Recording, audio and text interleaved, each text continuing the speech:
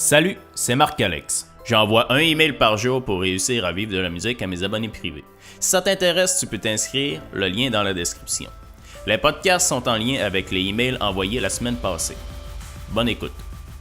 Aujourd'hui, je vais te parler de quelque chose qu'il ne faut absolument pas négliger. C'est quelque chose qui est tellement important que je veux t'en parler tout de suite au début. C'est ta mine d'or d'informations. Ça va t'apporter des contrats, des clients, ça va t'apporter du soutien quand tu vas en avoir besoin. C'est ta ressource pour tout et n'importe quoi. C'est simple mais long à mettre en place. C'est pourquoi je t'en parle maintenant. Cette chose, c'est ta liste de contacts. Plus elle sera grande, plus tu auras de ressources à ta disposition pour répondre aux besoins de tes clients. Tu recevras même des appels de nouveaux clients qui auront été recommandés par des collègues. Bien sûr qu'il ne suffit pas d'avoir beaucoup de contacts pour ça. Il faut également entretenir des bonnes relations avec nos amis et collègues musiciens. Le domaine de la musique est assez difficile comme ça pour ne pas se mettre à dos ceux qui travaillent déjà dans le domaine. Surtout qu'il est beaucoup plus avantageux pour tout le monde de s'entraider. Le domaine de la musique n'est pas comme certains autres produits ou services. Je vais prendre l'essence comme exemple. Lorsqu'on fait le plein d'essence dans une station, notre besoin est comblé. Donc, on n'ira pas dans la station d'essence en face avant d'être obligé de refaire le plein. En musique, c'est différent, parce qu'on peut créer le besoin.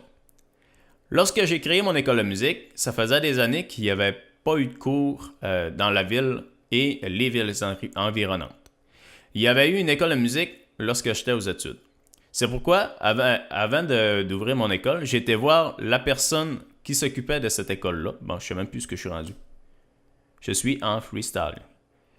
C'est pourquoi j'ai été voir la personne qui avait cette école pour savoir si le compteur a lancé avant de lancer la mienne.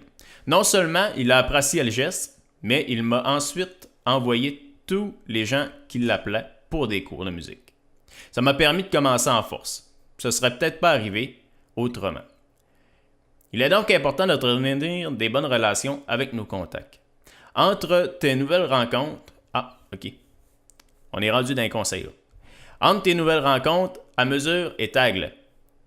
C'est bien de rentrer nos rencontres dans nos contacts, mais il faut les retrouver. Pour ça, on va noter les liens que nous avons avec cette personne-là et tout ce qui nous passe par la tête. On va prendre l'exemple de M. Tilapia. Le nom, M. Tilapia, son numéro de téléphone, 1, 2, 3, 4, 5, 6, 8.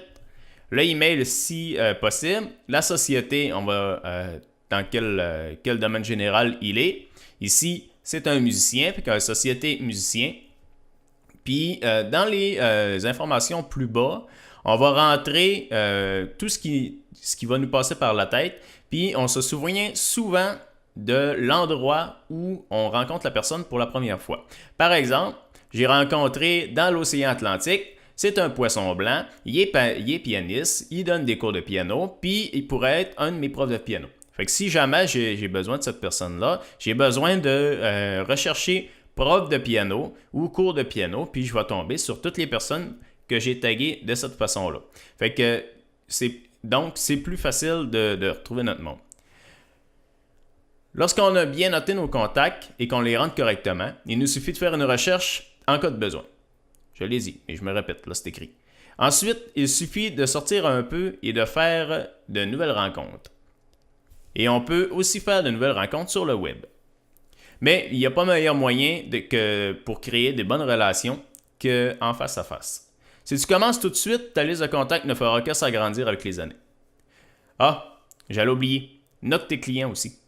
La personne la plus susceptible d'être client chez toi, c'est un ancien client. On l'a vu dans un précédent podcast, la nouveauté fait peur. Ça s'applique aussi à tes clients. Ils ont tendance à aller vers quelqu'un qu'ils connaissent déjà. Pour sécuriser tes contacts, tu peux passer par Google Contacts. Comme ça, si jamais tu perds ton téléphone ou ton ordinateur, tes contacts seront en sécurité. Puis ça va aussi synchroniser tous tes appareils ensemble.